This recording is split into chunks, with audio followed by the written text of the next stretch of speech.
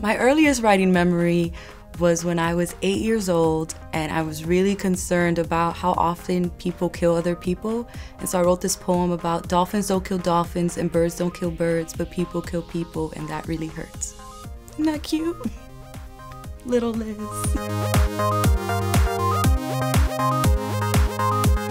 My earliest writing memory is writing a short story in my first grade classroom. And it was about a little dog, and I had named him William. My teacher saw the story and said, well, there's a boy named William in our class, so you have to go get permission from him to use his name in your story. And I was like, A, he does not own the name William. Millions of people are named William. This is how I talked as a first grader. And B, I'm not doing that. So I changed the dog's name to Flower, and it was a better story. Well, the first short story I ever wrote was for a contest that I lost, but it was a Halloween story for the Press Telegram, which was our local newspaper. And I wrote a story about a girl who wanted to be a witch. And so she went to her neighbor's house, who she was very witch-like. And the woman gave her some fake nails, and she put them on.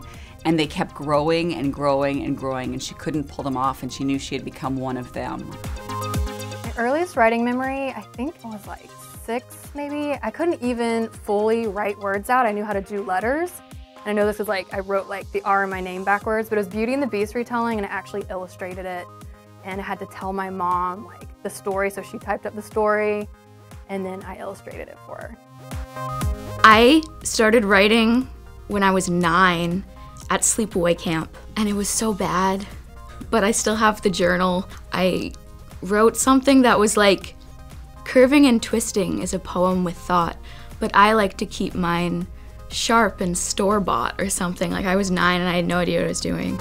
I wrote a book when I was 4 called Anica's Book About Poisonous Things. It has a lot of good advice in it, like this is dirt, don't eat it, dirt is not good for you, don't eat poison berries. So, yeah.